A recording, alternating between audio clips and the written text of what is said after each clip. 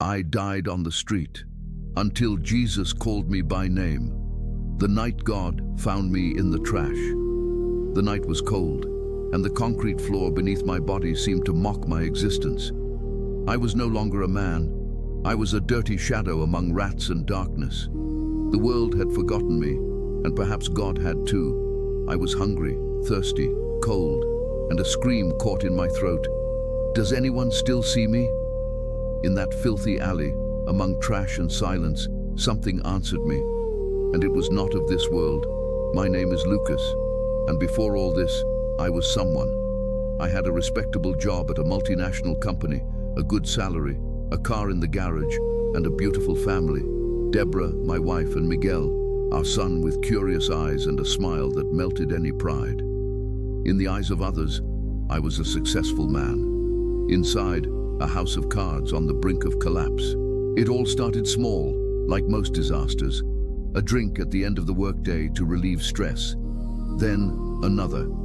Soon, the drinks came even before the workday began. It was subtle, or at least I thought so.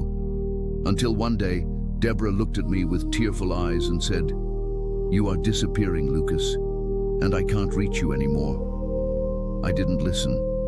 I didn't want to listen. Alcohol was just the beginning. Then came the betting. The adrenaline of the possibility of winning made me feel alive for a few minutes. I lost control. I started missing work, selling things from the house, lying. I remember the first time I stole Deborah's credit card. I looked at myself in the mirror that night and didn't recognize who was there. But I also didn't have the strength to change. The fall was quick. I lost my job after a violent argument with the manager. I shouted, broke a table. I was escorted out by security, drunk and laughing like a madman. The following week, Deborah took Miguel by the hand and left. She didn't shout. She didn't cry. She just said, "When you decide to live, we will be praying for you." I have never hated a phrase so much. Did I pray? Me? If God existed, why did he let me become this? Months passed like a blur. I sold the car, then I sold the furniture. I was evicted. Friends? They all disappeared. Relatives?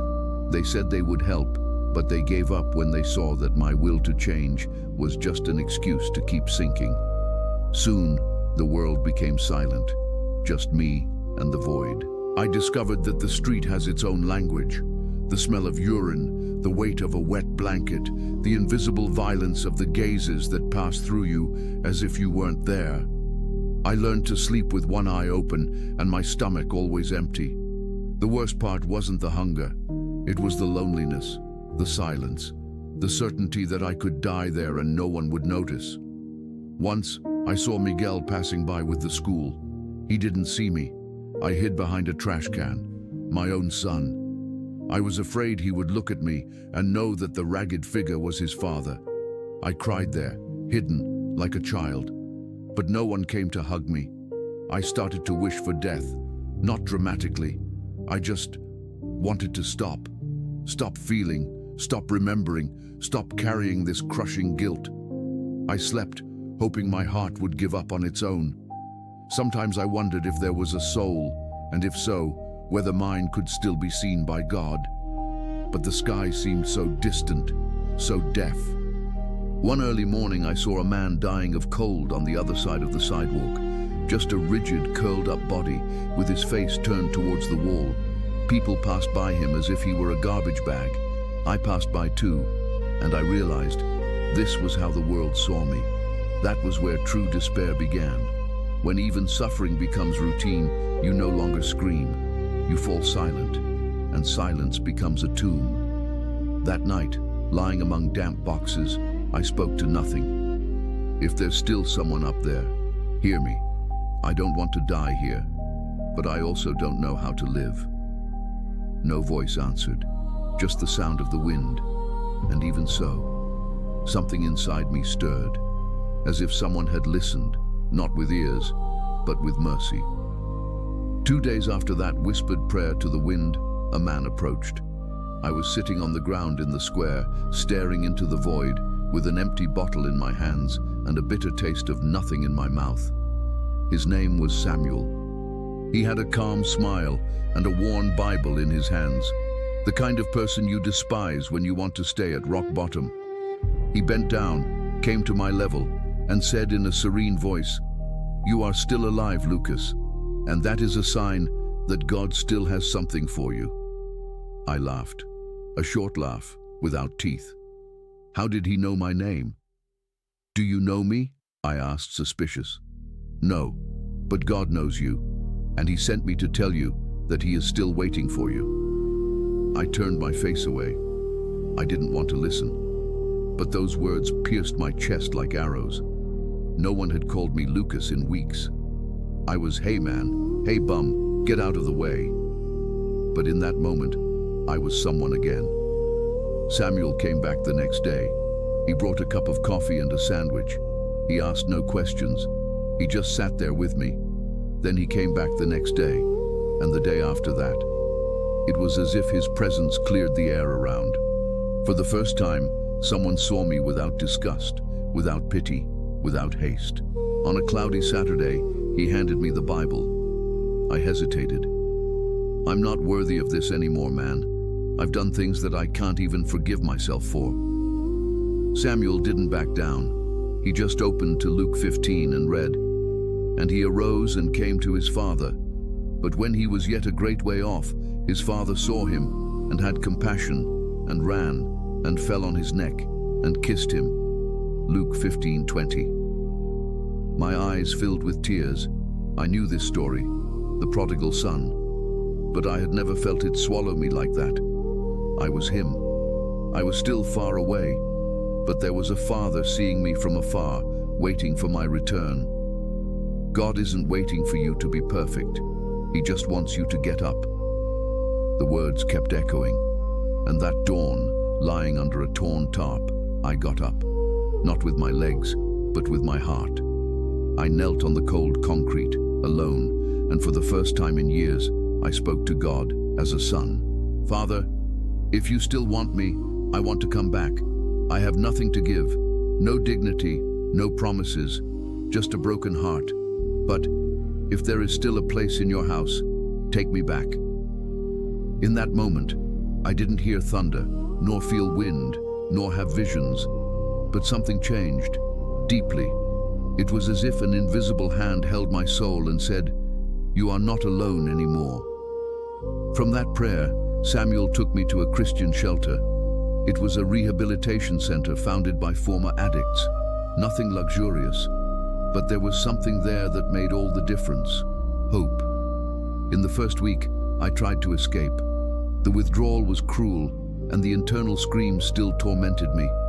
But one night, I woke up with my knees on the floor of the prayer room. I didn't even remember getting out of bed. I was crying, and in my chest, a presence, strong, sweet, inevitable. Jesus was there.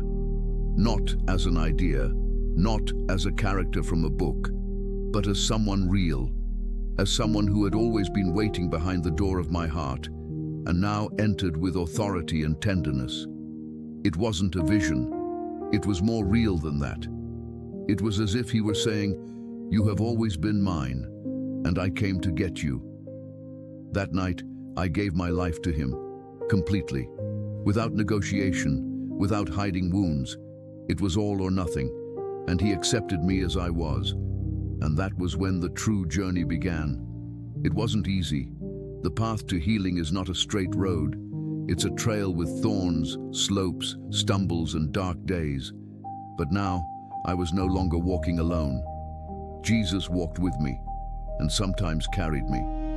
In the shelter, I began to rediscover who I was.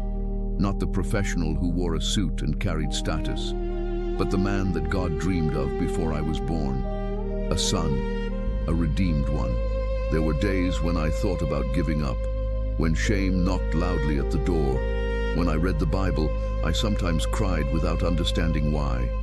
It was as if my soul was washing away the mud of years of sin. Samuel visited me often. He said, "The good work that God began in you, he himself will finish." And he quoted, "He who began a good work in you will perfect it until the day of Jesus Christ." Philippians 1:6.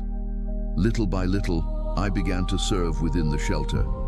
I washed dishes, organized the laundry, helped with meetings. Nothing grand, but each small act was a brick rebuilding my character.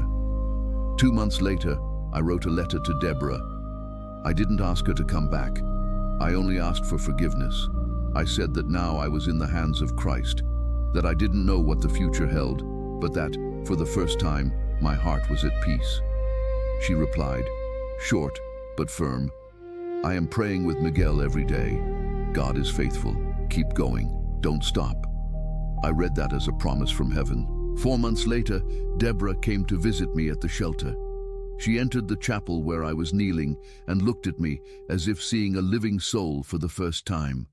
We cried without words, and there, in that small prayer room, without any elaborate plan, she knelt beside me and prayed with me.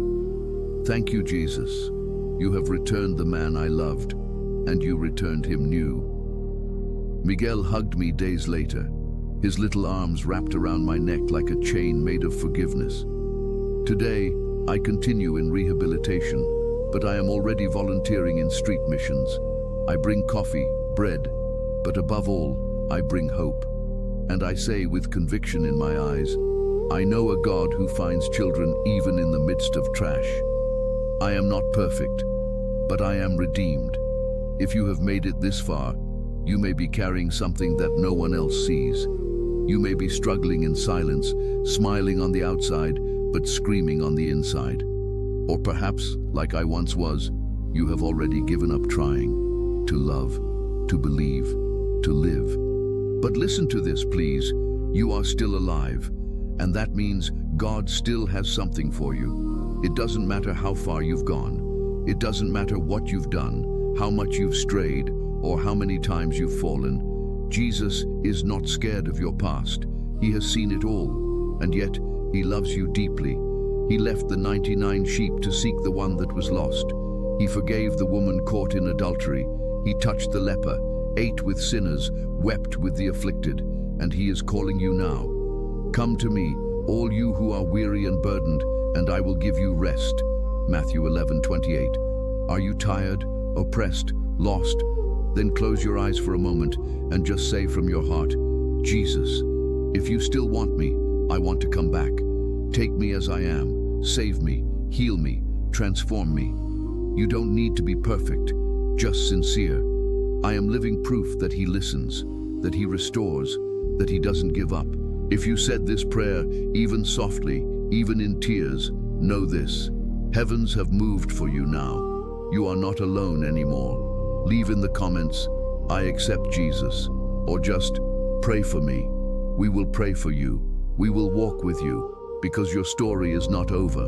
In fact, it is just beginning.